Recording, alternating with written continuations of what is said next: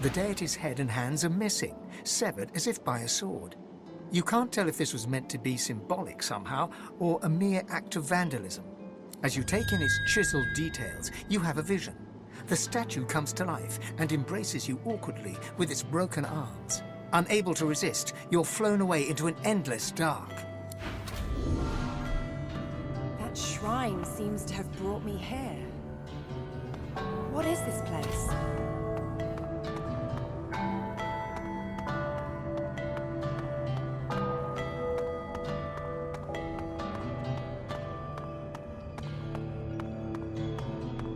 There you are.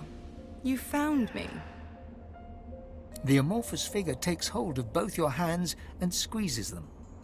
You look... You look so good.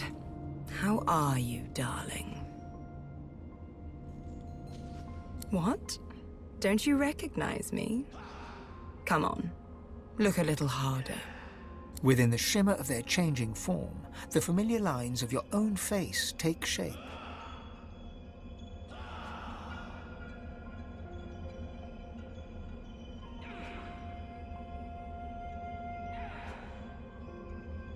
Hello, hello.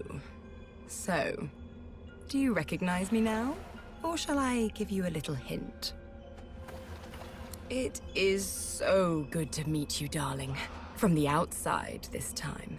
Don't get me wrong, it's divine in that body of yours, but somewhat constrictive.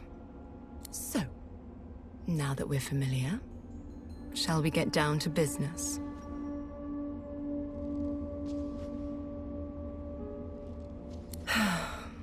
I thought you were supposed to be fun. If I'd expected such a sour attitude, I might have chosen my host differently. A feeling looms inside you. You try to tamp it down, but it's expanding from your belly outward, down into your toes, up through your hands and into your fingertips. A single thought pulses upward into your mind. Wouldn't your eyes look good ripped out and stuck to the wall? You feel a sudden, irresistible urge to dig into your eyes with your own hands. Come now, Losa. Don't you want to play? The figure hisses loudly through its teeth. Why do you want me to hurt you? Listen to me, Losa. And listen well if you want to stay alive. I don't need you, but I chose you. Because you're strong, because you are receptive, because you have what it takes to reclaim a new life. For both of us. Together, we can do anything. Everything. Now, if I let you stand up, do you promise to behave? Answer me.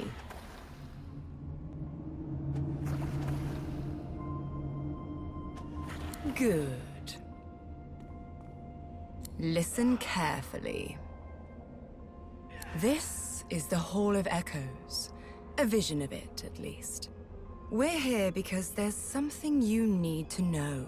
A great power within you that we need to unlock. You'll need to master this power if you're going to make it off the island. And this you must do.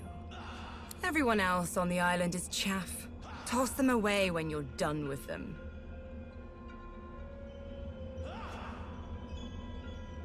I care for you, Losa. I am your friend. I know you better than they could ever dream of. Do you think people would still care for you if they knew the real you? I can see it in your face. You know the truth, don't you? But, Losa, there's hope for you. Together we are unstoppable.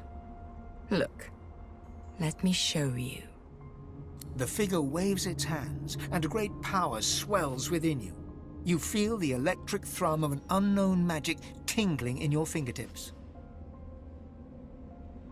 You may have noticed incredible things happening on your journey.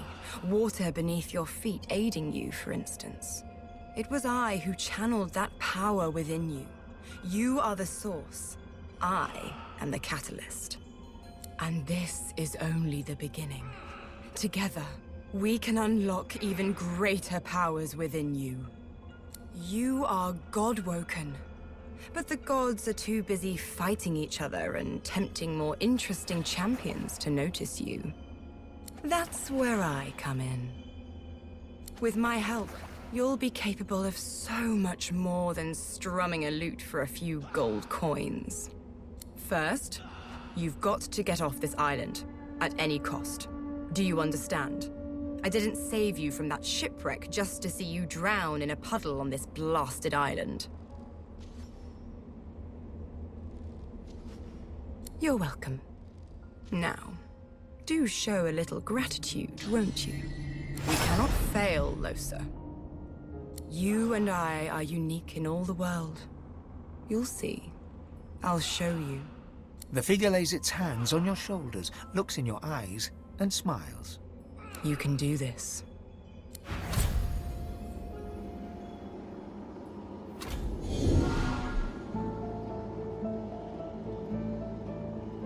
Yes, by all means, let us partake in the art of conversation. Indeed. Rallic, if I'm not mistaken. Always was rather the slow sibling in the Pantheon, wasn't he?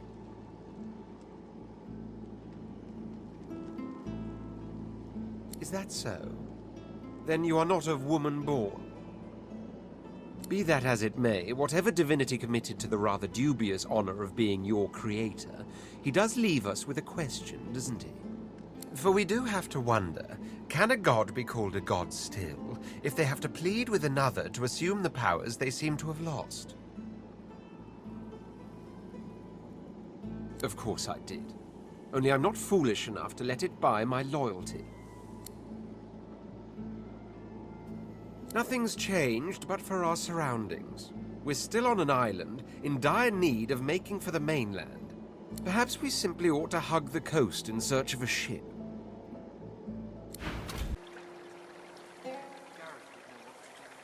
She stops dead as you pull the jar out of your backpack. Her voice trembles as she speaks. You entered the vault. Please, give that to me. Give it to me now. You don't understand. You couldn't understand. Please, I need it. Please give it to me. Hiding. Impatient. She reaches up and tears off her mask, revealing a wet skull, stained by centuries. You stare into the empty eye sockets of the undead creature before you. You dare speak to me of hiding? You dare speak to me of patience? I have waited centuries, watching lives come and go, while my soul lies locked in a cage. I have been patient enough. Return to me what is mine. Return my soul, you insolent pup!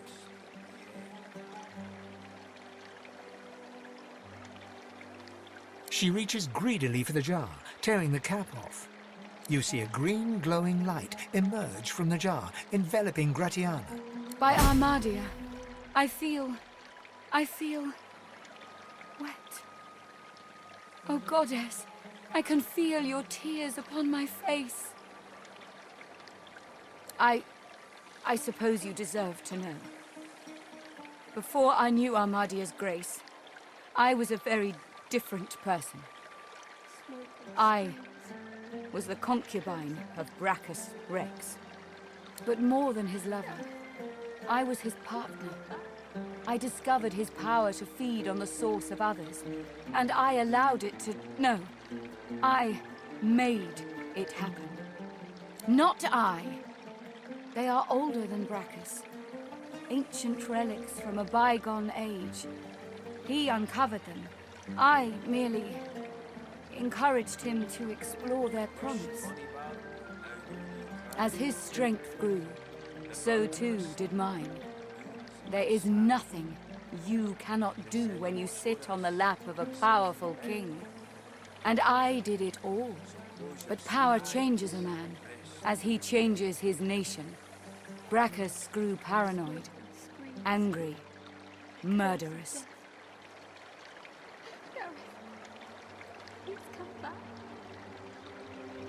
I gave him more and more, trying to win him back to me. I offered him the source of whole villages. He devoured them and demanded more. The lands outside were once green and beautiful, until I came. Until I turned them over to him. Now all's poison, and the dead are restless.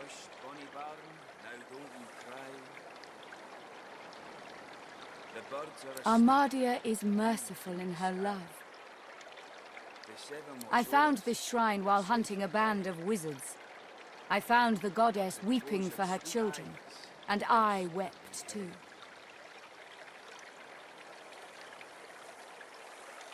She pauses for a moment. If she had eyes, you're sure she'd be wiping them. Through Armadia, I saw my sins, and I could bear it no longer.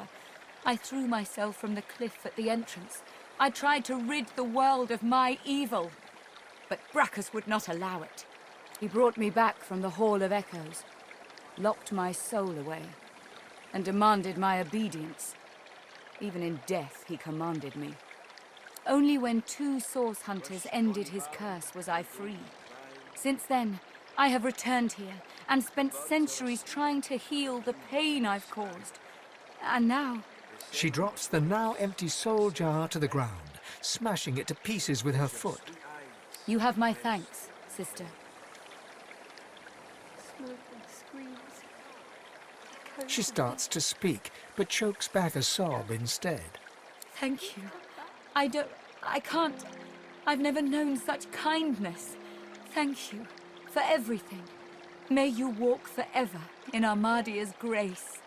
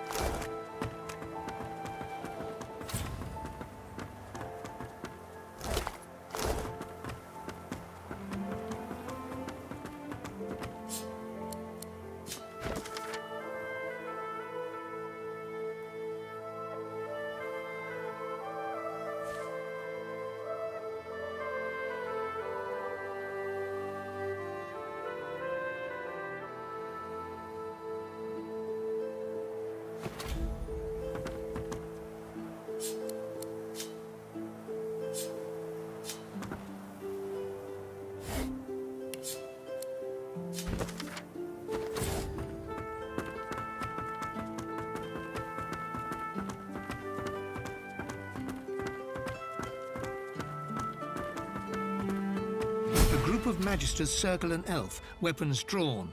The hound barks to draw their attention. Sir, we've got company. Ah, planning an ambush with this scion, were you?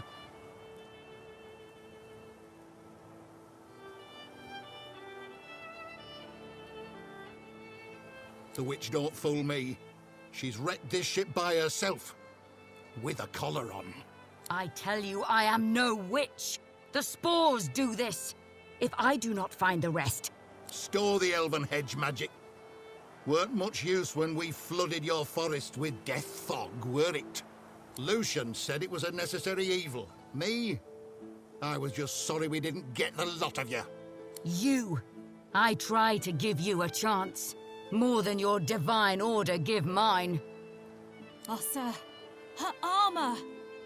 The Scion twitches in sudden rage, and her armor uncoils, as if made of living vines. No more chances.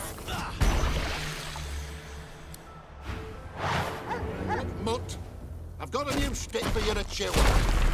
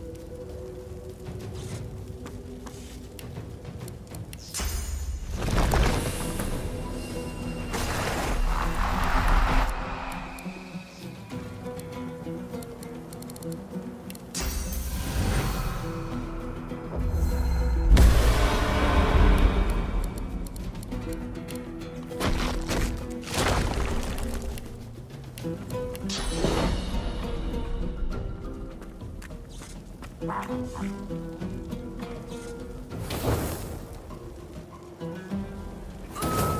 elf murmurs, stroking her armor as if soothing a wild beast.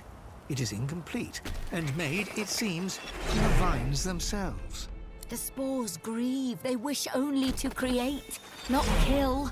This is why they grow armor from the vines, do you see? To protect me. It is the Magisters who destroy, who separate the spores, anger them.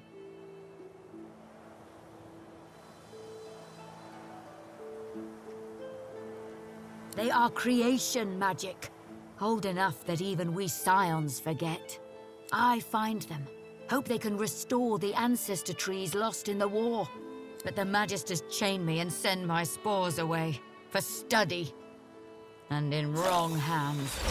She gestures at the entangled corpses, vines still spattering gore onto the deck.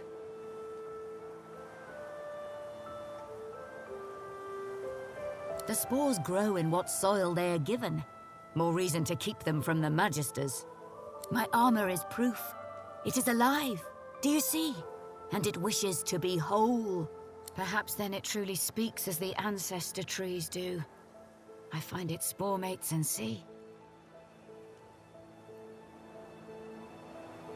It does not matter. My spores go and so I follow, wherever the armor leads. It is impatient to be gone, but I thank you for your help. You said...